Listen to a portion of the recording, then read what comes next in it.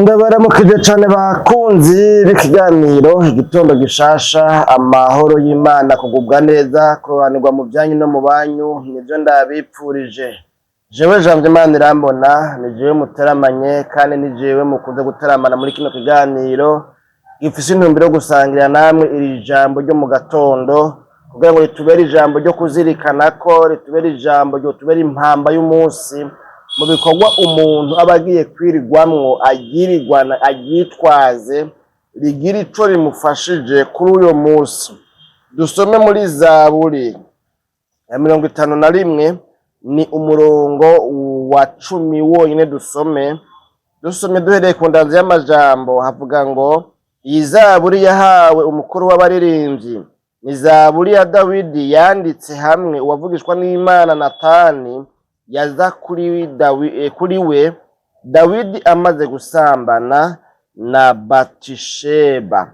Umurongo w'icumi rero ari nawo dusangira muri kino kiganiro cacu gitondo gishasha, uvuga ngo Mana undememwo umutima utunganye, unsubizemwo umutima uhamye, Imana yacu nihimbazwe. Bene data bakunzi b'igitondo gishasha cacu cuno munsi, nano majambo tubona yuko ari isengesho.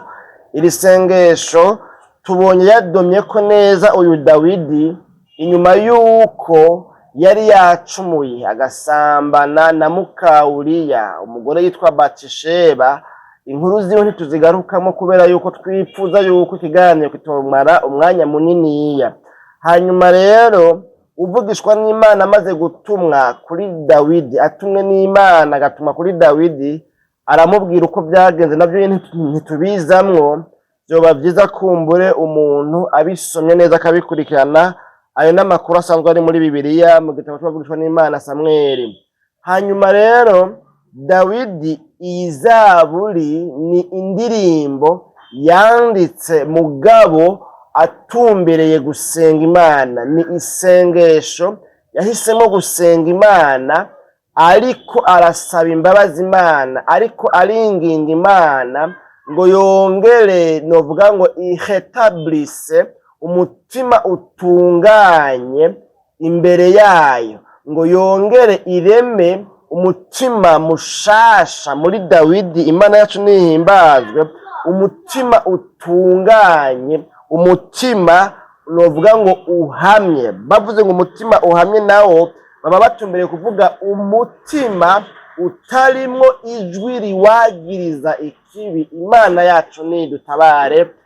Bene data bakunzi ba kino kiganiro igitondo gishasha, murumva rero iri ni isengesho, kandi ni isengesho ryiza numvise mu mutima nosangiza abakunzi ba kino kiganiro igitondo gishasha. Iri sengesho ni isengesho rikwiye gusengwa n'umuntu afise umutwaro muri we wo gusaba ngo Imana yongere, novuga ngo ireme ubugingo bushasha muri we, kuko hariho ivyabonetse vyamwatse, vyamunyaze, vyamukuye mu bugingo bushasha, mu buzima novuga ngo bufitanye imigenderanire myiza hagati yiwe n'Imana yiwe.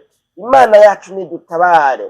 Mu buzima bwacu bwa misi yose habaho ibintu bituma tuba abantu badatunganye, habaho ibintu bituma tubaho dufise amakosa, dufise amakosha, niko kumbura abandi bavuga, dufise amafuti, dufise amarabaga, dufise udusembwa, dufise ibyo twagirizwa n'abo kumbure twatirimukije, canke novuga ngo twatirimutseko, twacumuyeko, twakoreye nabi, twagiriye nabi. Imana yacu nidutabare.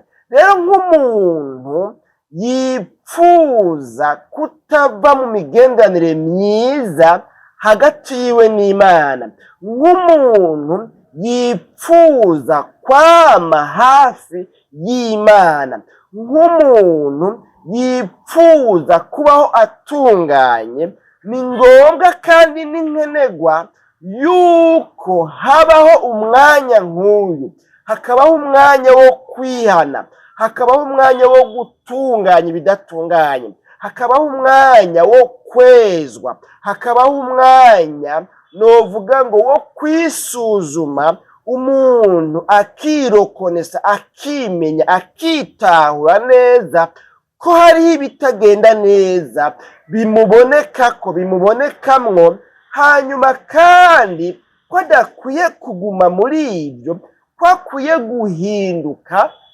agasubira muri ca kibanza yatakaje co kubaho afise umutima utunganye imbere y'Imana. Imana yacu nidutabare. Ni naho rero bica bisaba yuko umuntu mu kwihana kwiwe, mu gutunganya ingeso ziwe, mu gusaba Imana imbabazi, mbere no mu gutunganya ibitagenda neza hagati yiwe na mugenzi we, aheza akavuga ngo Mana, mfise umutwaro muri uno mwanya, nipfuza ko ungirira neza, nipfuza ko untabara, ndakwinginze ngo wongere undememwo umutima utunganye. Umutima mfise waranduye, waracafujwe n'ingeso mbi, n'imvugo mbi, n'ingendo mbi, n'inyifato mbi, n'ingene mbanye n'abandi, hariya ku kazi, hariya kw'ishure, hariya mu kibano, hariya mu muryango, hariya mu mihana, hariya muri quartier, hariya mu rupangu, ibintu byarapararanganye, hariya mu bo dukorana ibikorwa vy'Imana, hariya mu bo turirimbana, naho nyine bihora bishika Mana, ngasanga sinatunganye, ngasanga simbonekana ko ntunganye. Ndakwinginze rero ngo untunganirize umutima, wongere umutima wanje urememwo ukundi gutungana. Imana yacu nidutabare. Tugwije abantu, iyo kumbure yatirimutse kuri mugenzi we, iyo yababaje mugenzi we, iyo yacumuye kuri mugenzi we, umenga araryoherwa no kubona abandi babayeho batuntuye kubera we. Ugasanga novuga ngo abantu baramaze kuba nk'ibitimbaye, abantu ugasanga nta buntu buri muri bo, ugasanga abantu nta mpuhwe zikiri muri bo. Kubw'iyo mpamvu bakaryoherwa no kubona abandi bababaye. Imana yacu nidutabara. Ugasanga abantu ni babankunguka, ntibashaka ko ari umuntu yotera imbere, ntibashaka ko ari umuntu yobaho neza. Imana yacu nidutabara. Bakarazwa ishinga nuko bobona yuko umuntu ababaye, atuntuye, abayeho afise ibikomere muri we. Imana yacu nidutabara. Ariko mwene data, wowe ukurikiranye rino jambo, iri sengesho, ico mukarigira iryawe, ukumva muri wewe ko ukwiye gusubira kugira umutwaro wo kumva woharanira, wosenga, wotakambira Imana, woyinginga, woyibwira ngo Mana, nsanze hariho ibidatunganye maze imisi ngenderamwo, byatumye umutima wanje utabaho utunganye. Ndakwinginze ngo usubire undememwo umutima utunganye. Imana yacu nidutabare. Hanyuma usubire uzane muri jewe umutima uhamye, umutima utsindaje, umutima utarimwo ijwi riwagiriza ikibi. Imana yacu nidutabare. None rero nano majambo aratahuritse. Umuntu yo kwigura aja muri za sokwe nuruze, umuntu yo kwigura aja muri harabaye ntirikabe. Imana yacu nidutabare. Nisengesho ryumvikana.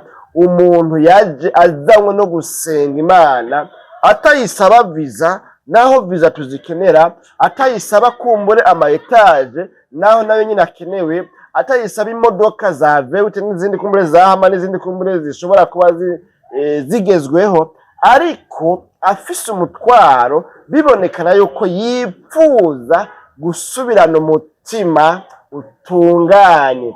Kuko mu mutima w'umuntu iyo harimo gutungana, aba amahoro kandi aba ataco apfa n'Imana.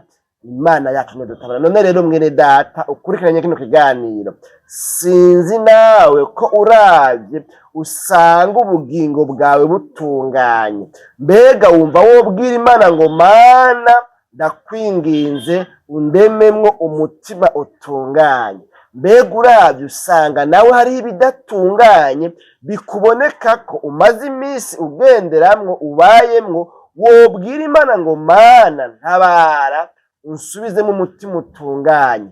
Kandi umutima utunganye usubizwaho no kugirirwa imbabazi, kwezwa no gutunganywa kuzanana mu maraso ya Yesu Kristo. Umuntu akezwa agatungana hanyuma akemerwa n'Imana. Dusenga Imana. Ni abahirwe abantu bagira iri sengesho rikaba iryabo, kuko bica bikunda bagatungana kandi bakabaha amahoro. Mwami w'abami Yesu, tugushimiye cyane ku bw'ano majambo twumvise. Umuntu wese rero rino sengesho agirabishije ko akavuga ngo Mana nanje nsanze ntafise umutima utunganye, ndasenze nsaba umutima utunganye, nucumuronsa hanyuma ashishikare kuba atunganye kandi afise umutima utari mw'ijuru bimutsindisha. Mu izina ryawe ryera Kristo Yesu niho tubisabye tubyizeye, amen.